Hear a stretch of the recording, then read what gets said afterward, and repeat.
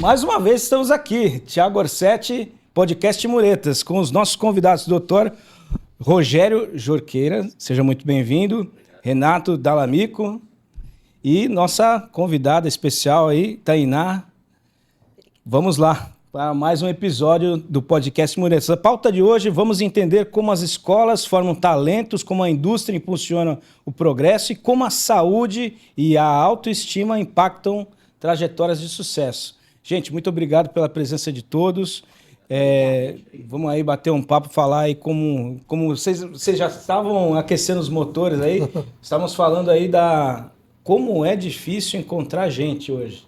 Cada vez mais. Exato, e que a automação, fala um pouco mais do que você estava comentando, Rogério, nos bastidores, a sua visita no Japão, você já há muito tempo atrás, você já estava vendo que essa onda da automação já estava sendo necessária para substituir a falta de gente para trabalhar. Assim. É normal, né? Nós estávamos comentando no início, eu estava comentando com o Rogério, que quando nós éramos jovens, né? Vamos falar, quando a gente era bem novinho, na minha rua eram 6 famílias e 20 filhos, 23 filhos. Hoje em dia você pega 6 famílias, tem 10 filhos, 8, 9. Então, hoje em dia tem cada vez menos gente. Isso se reflete com o tempo, tanto nas escolas quanto nas indústrias, né? Então, a gente que é de automação, existe um pouco de... hoje existe bem menos, existe um pouco de preconceito. Fala assim, a automação tira emprego. Mas aí eu comentando com ele, há muitos anos, quando foi a primeira vez para o Japão, em 2003, 2004, já se falava numa média de filhos por casal abaixo de 1. Então, quer dizer, a cada 2 pessoas faziam menos de 1 filho. Então, eles já tinham chegado naquele ponto que falou assim, você vai para um hotel, já não tem mais quem te receber. Então, você ia para o restaurante, você pedia na máquina a comida.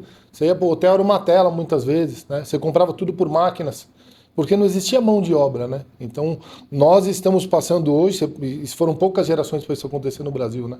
A minha geração, eu tinha 5 irmãos e eu tenho 2 filhos. Já então, da minha família já foi de 6 para 2. Então, são tantas famílias, e tem famílias que foram de 5 para 1, famílias que hoje, casais que não têm filho, decidem não ter filho, né? Ou tem um só. Então, você cai em 50% de uma geração para outra, de um casal vira 1. Um exemplo da minha família, então, meu pai são 9 filhos e da minha mãe são 11. Então, na verdade, não são 18 tios eu teria, né? Teoricamente, né? E aí foi tudo diminuindo, né? E poucos tiveram 2 filhos, outros 1, e tenho alguns primos que decidiram não ter filhos também. Tem todo um estilo de vida, né? Então, acaba refletindo, que nem ele veio, né? Sim. Da necessidade da área dele, né? De automação, sim, né? Porque falta... Tem um contexto, né, aí que o custo, né, a educação, a necessidade de você dar mais atenção para o filho, e quando você divide, você já não tem o mesmo resultado. Tainá, estou falando alguma bobagem? Não, completa verdade mesmo. Hoje em dia, como ele falou, a gente enxerga muito isso em todas as áreas, né? Tanto para a contratação mesmo de profissionais, é o que a gente preza também, né? Profissionais qualificados, capacitados, porque é uma área que a gente demanda muito, né? Exige muita atenção para lidar com os filhos, né? Então, a gente sente também que as famílias reduziram bastante isso. Então, é difícil a gente ver um trio, mais ali um filho único mesmo, uma dupla. Hoje em dia, reduziu muito mesmo. Eu venho de somos em 3. Eu sou o mais velho, tem a minha irmã, que é do meio, e o meu irmão, que é o caçula. Então, uma geração já veio no passo da redução, né? Sim. E eu tenho um e parei. E parou, né? Porque é difícil, né? Você tem que dar atenção, você tem que dar um bom estudo, os custos de vida cresceram, né? Vertiginosamente. Eu não sei se antigamente, eu falo mais da minha sequência familiar, era tipo, você tem um filho, né, ou 2 ou 3, e as coisas iam acontecendo e você deixava as coisas acontecerem naturalmente, né? Então hoje, por exemplo, quando eu fui decidir ter um filho, eu já me programei, daqui tantos anos eu tenho que guardar X, porque eu vou ter que ter Y, e aí se ele decidir fazer uma faculdade, eu vou ter que estar preparado para isso, se for particular, sim, ou uma pública. Então, existiu um planejamento muito grande, né? Para se poder ter um filho, né? Não sei se isso, né? Isso, se antes você pelo que eu vejo, você ia fazendo filho conforme o momento. Você estava feliz e as coisas estavam acontecendo, você ia lá e, vamos ter mais um filho. E as coisas aconteciam. Então hoje a estratégia está diferente, né? Eu acredito que até o não ter um filho hoje seja algo relacionado a se disponibilizar, não só financeiramente, né? A dedicação diferente para as crianças, né? Não era... O Hoje você contexto tem um é outro, planejamento. né? Hoje você tem um planejamento. O filho hoje é um plano. É um plano. Né? Você fala, bom, eu vou colocar um filho para uma boa escola. Eu estudei praticamente, a primeira vez que eu estudei numa escola particular foi a universidade. Que eu fui trabalhar, meu pai me ajudou e fui trabalhar. Então hoje não, meu filho desde sempre estudou numa escola particular. Queria dar a ele um bom estudo. Eu acho que meu pai falou assim, você vai ter um bom estudo, mas era uma geração diferente. Falou assim, o bom estudo depende de você, não da escola. Exatamente. Se você estudar, você vai ter um bom estudo. Mesmo que você tenha uma escola um pouco menor, você tem criança na escola pública que tem um conhecimento gigante pelo esforço dele, né? Sim, A gente já se né? preocupa um pouco com isso. Pegando o gancho, como é, você que é do segmento de escolas, né? Como é essa formação dessa nova geração? A escola, ela vê o talento, ela direciona, qual é a orientação dada para os pais? Fala um pouquinho para a gente. Hoje em dia a gente precisa muito trabalhar em conjunto, né? A gente não pode olhar só para o futuro, a gente precisa olhar o presente também, né? Então, a gente trabalha dessa forma, unindo tudo. Antigamente, a família trabalhava de casa, a escola, o professor trabalhava de dentro da escola, e hoje em dia não é mais isso. A gente precisa todo mundo trabalhar em conjunto, falar a mesma língua, né? Então, todo mundo precisa se ajudar. A gente precisa olhar a criança como individual, né? Ela é única, com um ensino humanista, né? Então, tudo isso é um processo construído aos poucos, né? Então, a criança precisa ser feliz, ela precisa ser alegre, ela precisa ter limites, ela precisa entender, passar por frustrações para que prepare ela para um futuro. Aí sim a gente pensa, mas é construindo todo dia um pouquinho, né? Doutor Rogério, e essa questão de ter equipe, não ter equipe, qual é a dinâmica? Como é que se lida com as pessoas? Você estava comentando quando tinha, quando não tinha, o que mudou, como é essa dinâmica? Bom, vou dar uma resumida para ficar mais fácil, né? Um pré-pandemia, né? Vou colocar isso em pauta.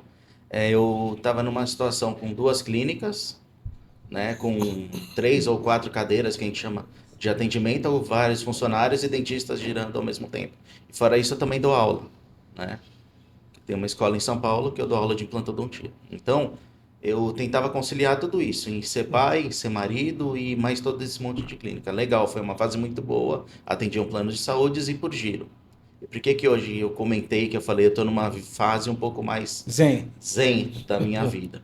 Porque eu mudei todo o perfil, diminuí toda a capacidade da clínica, tirei um nome fantasia comercial e coloquei Rogério Jorqueira. Então, nas minhas clínicas, praticamente o atendimento é só eu, né? Eu tenho 2 ou 3 especialistas dentro e tem outros parceiros fora, né? Que eu indico para fora. Antes eu centralizava tudo. Então, hoje, vamos dizer assim, que eu diminuí metade dos funcionários, metade da carga horária e estou vivendo uma vida mais tranquila. Dobrou a alegria. Dobrei a alegria. Sexta-feira, às 6 horas da tarde, eu estou em casa, né? Quarta-feira de manhã eu fico com meu filho.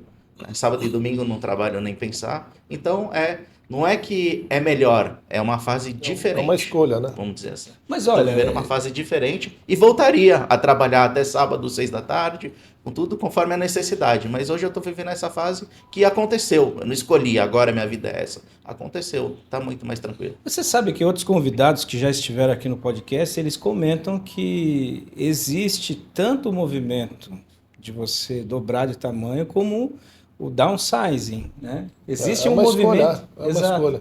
Existe um movimento onde a pessoa está no limite da capacidade dela e isso acaba afetando outros lados da vida da pessoa, às vezes o lado pessoal, falta de atenção em casa com os filhos, e aí a pessoa dá um passo para trás, 2 às vezes, né? Reduz pela metade, olha, fala, eu estou muito melhor agora, não é um caso isolado, e sim uma realidade para muita gente. Sim. Não, eu dou aula na Unisanta, na pós-graduação, na parte de gestão de projeto. Né? Então, e eu sempre indico alguns livros para eles. E eu vou para eles assim, olha, nem todo projeto ele é feito para você crescer, crescer, crescer, crescer. Não necessariamente é isso. Eu falei, tem muitas empresas que fazem a escolha de chegar assim, cheguei no meu tamanho ideal, até onde eu estou disposto a ir. E eu falo para eles, tem um livro fantástico que fala sobre isso, chama Pequenos Gigantes. Eu falei, esse livro nem imprime mais, é difícil até de encontrar. Eu falei, quando eu li esse livro, você começa a entender a dinâmica de algumas coisas. Nós somos uma multinacional, a EMP é multinacional, então nós temos que crescer. A matriz põe dinheiro, a gente tem que gerar negócio, tem que crescer, tem que ganhar participação. Mas existem muitas empresas que chegam e falam assim, eu não quero mais crescer, eu quero ser referência, eu quero ser muito bom no que eu faço, eu quero que todo mundo me conheça pela qualidade do meu trabalho, só que eu estou disposto a chegar até esse tamanho e daqui eu não quero mais, porque daqui eu começo a perder o controle. E é onde às vezes acontece, a pessoa está crescendo, crescendo, crescendo, e a empresa deixa de ser aquilo que ela queria. Exatamente, foi praticamente o ponto que eu cheguei, né? Quando eu perdi a mão por conta de ser uma pessoa ultra criteriosa no que eu faço e na entrega final, né? E no pós, vamos dizer assim, pós-operatório, de ter o feedback positivo, né? Foi aonde eu diminuí e fui pro consultório pro meu bairro, onde eu moro, com meu nome na placa. Então fala aí, eu aposto muito assim, a minha índole tá aí. Sou eu. Né? Seria um sorrir a mais alguma coisa, que eu acho legal também, mas não, é o Rogério Jorqueira, que mora 2 quadras dali, que atende o vizinho do prédio, que atende a mãe do amigo, entendeu? Então aí a gente começa a ver que as coisas vão... sua cara de novo. A minha cara de novo, né? Então isso daí te traz um pouco mais de satisfação, né? Acho que o Colégio Porto Santista também tem essa característica, Sim. né? Eu me lembro de outras entrevistas que fizemos e tem essa conotação, assim, de muito tempo de existência, Sim. né?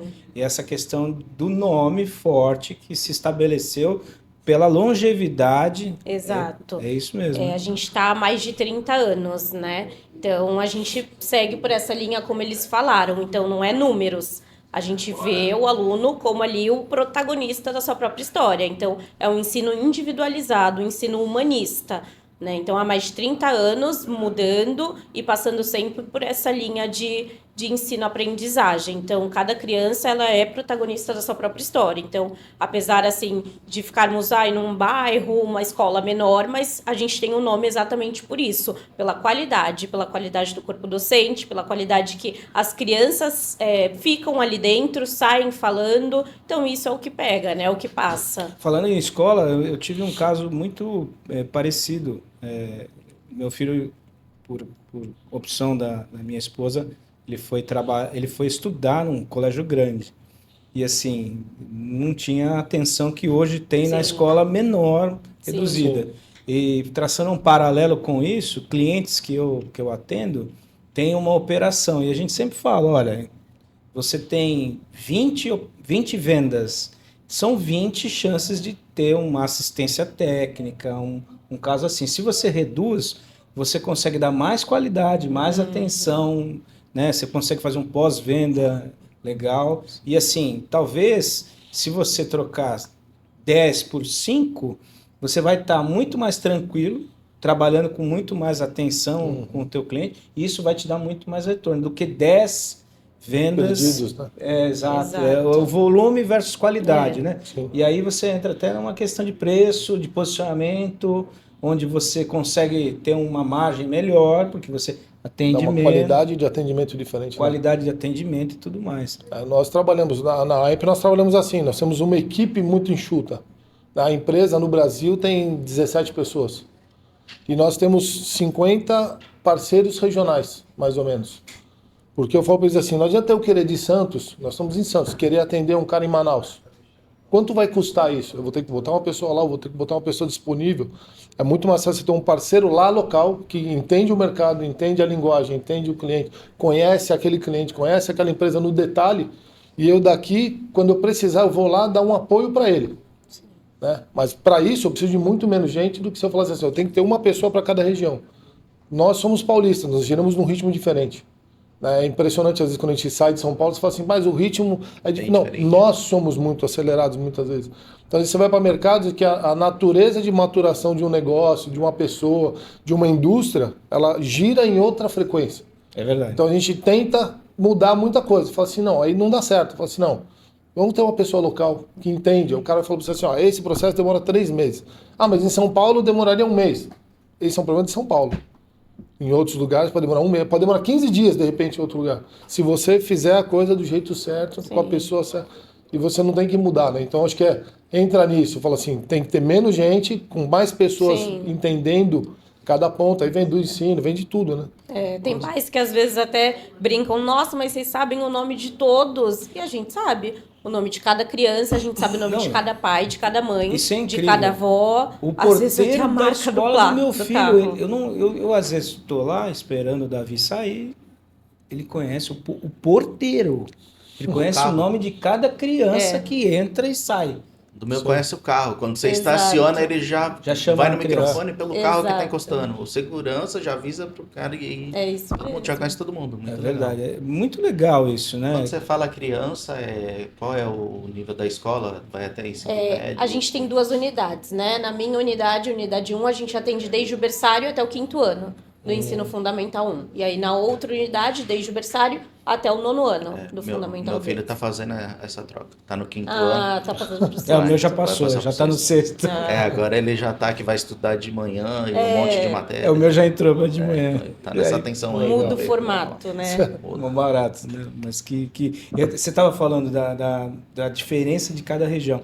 Tem um amigo, e eu também não vou falar qual é a região, mas era um barato, que ele trabalhava aqui na região e ia para outra região trabalhar.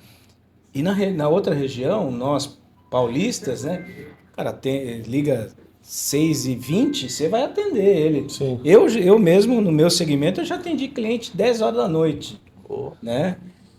Mas ele conta o seguinte, na região que ele estava, né? Que ele ia fazer uma temporada nessa região e voltava. 5:45, a pessoa já não atende. Já atende. Ela já tá colocando chinelo, já tá indo caminhar na E praia. ele não sofre, porque que nem ele falou, as pessoas já vivem É isso. normal, é exato. Eles não sentem a Ele falta, sabe que né? não adianta, não Né? adianta Até tentar. num lugar tão longe, né? No interior, aqui de São Paulo, domingo, pizzaria não abre pizzaria. E a tendência é de que no domingo você fala, pô, estamos relaxados, vamos pedir uma pizza aí, não vamos cozinhar em casa. Sim. E domingo não Mas funciona o uma nosso pizzaria, relaxamento não é o tem relaxamento uma lanchonete. do negócio lá, né? Sim. Também tem Não, essa... E tá regiões- tudo bem, né? E tá tudo Tem bem. regiões que a gente visita no sul do Brasil, por exemplo, que o restaurante, depois da 1, ele fecha para almoço. Aqui em São Paulo é inimaginável. Você fala assim, eu vou chegar 2 horas para almoçar Sim, e sim. o restaurante não tá fechado. Eu falo, não, fechou, cara. Não, a gente serve almoço até 1 hora. 1 hora fecha para os funcionários almoçarem. E aqui em São Paulo chega 3 horas da tarde, o 3 cara tá horas da aberto. tarde, 3 horas da tarde. E a gente ainda tem, eu não sei se com vocês, mas a gente tem até um sentimento assim meio estranho. Pô, será que vai ter? Será que não vai? Aí a gente vai e tá lá, tá Sim. tudo funcionando. Sim. 3 horas da Exato. tarde tá lá, você pode ir almoçar lá. Sim. Tem lugar que a gente chegou no sul uma vez, em cima da hora, então vamos almoçar 2 horas, tá tudo fechado. Faz, mas como tá tudo fechado? O restaurante fecha para almoço, mas o propósito do restaurante é que eu vou almoçar. Almoçar. Não, tem até um horário. E para eles é normal. Falando, cara, você não sabia que aqui fecha para almoço? E isso não é só Brasil também, porque eu tive agora recentemente, fui fazer um curso fora, na Suíça, também, quando antes de ir eles já avisaram, ó, cara, sábado um pouquinho até próximo depois da tarde e domingo esquece. Domingo é domingo. E aí tudo bem, pegamos um carro, visitamos domingo pra todo vários mundo, né? lugares e tal, né, que aí ia começar na segunda-feira a rotina. Cara, 4 da tarde, quando a gente voltou pra cidade, Tudo que a gente morto. estava, tipo, tudo morto mesmo, não é nem Aquele- pessoas não tinham na rua, aquele feno farmácia, posto de gasolina, cara, a gente achou uma pizzaria super simples, de uns indianos que deviam estar nessa doideira, com um motoboy na porta, e o cara tava lá, meu, sentado há um tempo lá, olhando pro nada também. Só esperando dar horário para ir Isso. embora. Então a gente vê que tudo, É cultural. você se adapta, É cultural. né? A cultura do lugar que você tá, é cultural, né? Não é que eles sofrem lá, não, é porque uma eles estão realidade. acostumados, eles já nascem É uma desse realidade. jeito, né? É um barato, né? Quando esse lance da viagem, ele mostra, ele escancara, né? Se você tá na loucura, os Sim. costumes, Nossa. como a vibe, a energia, os costumes e tudo mais muda de região para Dá um região. choque, né? Dá um choque às vezes. Pega muito. Às vezes, quando você sai para ir, que nem eu fui para um curso, né? Às vezes lá, o curso nem agregou muito dessa vez. Mas algumas vezes, o curso mesmo nem te traz tanto benefício quanto a cultura A de vivência você da conhecer cultura. o lugar, as pessoas e até o bate-papo, que nem eu falo hoje, né? Eu tô em São Paulo, tem um curso de especialização lá que eu conheci o pessoal nos Estados Unidos, é todo mundo brasileiro. A gente se conheceu lá e hoje a gente é que nem irmão, já estamos 10 anos dando aula junto. Que legal. Então a gente fala, o curso mesmo em si foi muito bom, mas o network, né, o contato, O né, convívio, do né? curso ajuda bastante, né? Então, contato com pessoas é muito bom, né? Esse tipo de experiência, assim, esse contato, ele é extremamente enriquecedor. Uma vez eu trabalhei numa empresa e no susto eu fui comunicar, ó, segunda-feira você está de férias, tá? Eu falei, ué, eu me preparei, não me programei, né? E foi um barato, porque conversando com um amigo, ele falou, cara, pega e vai sem plano, vai, porque a viagem é a experiência mais enriquecedora que você Com pode certeza. ter. As viagens são... E eu não entendia, ele torrava assim, ele pegava o dinheiro dele e torrava todo numa viagem. E para mim era muito estranho. Aí quando você começa a viajar, A aí você experiência começa é fantástica, a ver né? que realmente é um negócio... Você está em outro lugar, outra cultura, outra comida, outro costume, outra vivência, outras histórias, Sim. a formação daquele local, as pessoas que Sim. trabalham naquele local, subsistência daquele local, é tudo. Aí você fala, meu, aí você faz, você volta muito mais rico, Uhum. você gasta o dinheiro que for, mas você volta muito mais rico do que quando você saiu. Sim. É um negócio muito louco. Nós anualmente nós fazemos um tour, nós escolhemos alguns clientes, alguns parceiros, e nós fazemos um tour nas nossas fábricas, né? E nós fomos a primeira empresa do nosso grupo a fazer isso. Eu falo, quero fazer um tour. Você quer visitar a nossa fábrica? Não, e nós somos um grupo de 5 empresas na Itália. Eu falo, não, eu quero visitar todas as empresas.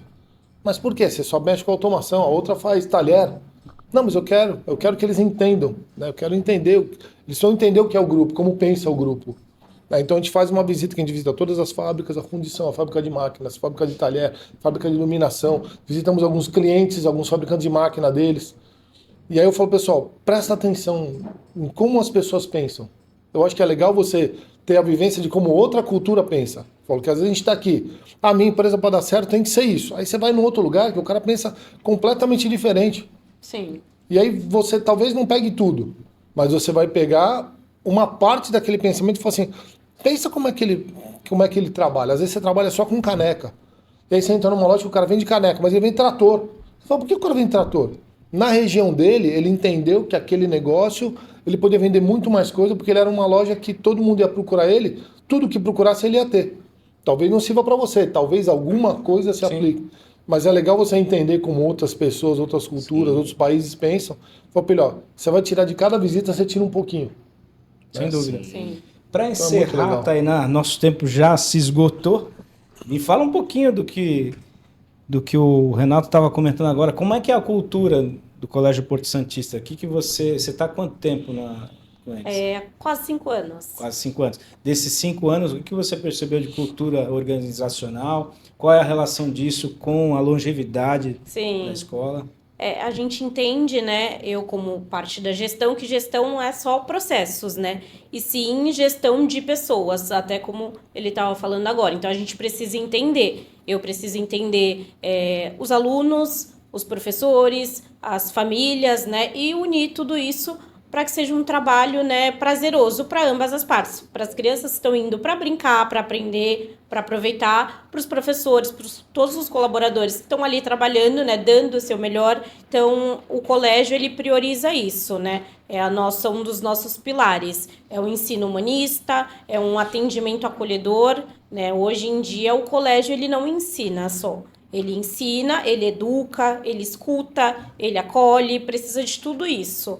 Né? Então, a gente trabalha priorizando muito essa parte do ensino acolhedor, da parceria entre escola e família. E aí, depois, a criança segue para onde ela quiser, ela consegue, estando feliz, bem, ativa.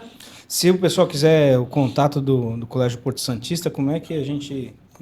Isso, a gente tem 2 unidades, né? Uma na Rua Barão de Paranapiacaba, 234, outra na Avenida Bernardino de Campos, 137, contato telefônico 3222-3846, ou no 32327713, Perfeito. além das nossas redes sociais. Perfeito. Eu tenho aqui @colégio_Porto_Santista para contar. Isso mesmo. É isso aí. Valeu, obrigado. Doutor Rogério Jorqueira, como é que a gente faz para encontrar o doutor? Como é que o doutor pode encerrar a sua participação no nosso episódio de hoje? Certo, né? Agradecer, né, o convite também, muito Prazer todo obrigado, nosso. né? E hoje a gente conta com 2 unidades aqui na Baixada, que tem na Praia Grande, no Boqueirão, que é o edifício comercial, que é o edifício Kimbor. E em Santos a gente está aqui na Pompeia também, né, numa área mais residencial. E o contato do consultório, quem quiser fazer uma consulta ou conhecer um pouco mais sobre o meu trabalho, é 13 98225 8584. Tá? E tem também a rede social, né? Quem puder conhecer um pouco do trabalho também, seguir no Instagram aí, ver qual que é a minha especialidade, tudo, será bem-vindo fazer um bate-papo. A rede social @Rogério Jorqueira Oral Design, tudo junto, né? Correto. Perfeito. Muito obrigado pela sua participação. Obrigado a você. Nosso amigo e já velho conhecido Renato Dall'Amico, da Inet. Como é que você quer fechar a participação? Bom, primeiro agradecer, né? Muito obrigado. É sempre interessante você ver. Nós trabalhamos com muita mão de obra, né? Trabalhamos na indústria, a gente precisa de mão de obra. Então você vê da formação, o cuidado que as pessoas têm. Acho que a educação é uma coisa muito importante para o Brasil. Acho que a gente tem um déficit muito grande de formação de pessoas, né? A gente acaba formando, tirando as pessoas da escola, mas elas não estão formadas hoje. A gente sente isso quando você vai buscar um cara na universidade, muitas vezes. Ele tem dificuldade de se expressar, tem dificuldade de escrever, tem dificuldade de elaborar. Então, quando você vê uma escola que se preocupa com essa parte, fala assim, eu preciso formar o ser humano, não preciso só dar o conhecimento. Ah, sim. Então, é interessante, a gente trabalha com automação, então é muito importante o processo de raciocínio, né? Porque a automação ela trabalha com a melhoria do processo. Então, algo que se fazia manual, você passa para fazer de forma automática. Você tem que pegar tudo isso. Então, é um processo que envolve muito raciocínio. Ainda precisa do ser humano ali com todas as inteligências para fazer o processo funcionar. A gente sempre brinca que todo mundo diz que a automação tira emprego. Na verdade, ela qualifica, né? Ao invés de você apertar o parafuso, você vai preparar aquela máquina que vai fazer aquilo com mais eficiência. Então, a gente trabalha sempre, eu sempre falo que a gente trabalha no contrário. A gente qualifica melhor. E quanto mais as pessoas estiverem preparadas, né? Hoje a gente estava comentando de filhos, cada vez tem menos filhos, menos gente, então os processos mandatoriamente têm que ser automatizados, porque faltam pessoas. Com menos filhos você tem que ter gente mais Tem que preparada. ter mais gente preparada. Então acho que a preparação, o cuidado da formação da mão de obra é muito importante para a gente poder fazer essas indústrias se tornarem cada vez mais automáticas, os produtos melhores e resultando num custo mais baixo também, né? Legal. Então acho que esse é o nosso trabalho. O centro do nosso papo hoje foi pessoas. Bom. Sem elas a gente não consegue fazer as coisas acontecerem. Sim.